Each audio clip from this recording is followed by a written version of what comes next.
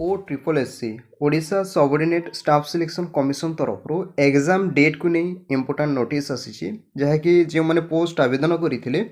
Forest guard forester एवं LI post को जो मैंने आवेदन करते से एग्जाम डेट पर न्यू नोटिस आसी O triple S C exam update कौन रही आसतु देखा तेणु भिडटा को निश्चित भाव में निजर सांगसाथी मान पाखक सेयार करेंगे और जो मैंने चैनल नुआ अच्छा ना चैनल को सब्सक्राइब करने सहित भिडटी को लाइक करेंगे। तेज आसतु देखी दूसरी कौन सब अपडेट देती देखूँ जो मैंने देखुं पोस्ट मेंशन रोचे लाइफ स्टॉक इंस्पेक्टर फॉरेस्टर एवं फॉरेस्ट गार्ड जो 1677 है ये सब जो वैकेंसी आप एप्लाय करते यार एग्जाम डेट जदि आम देखा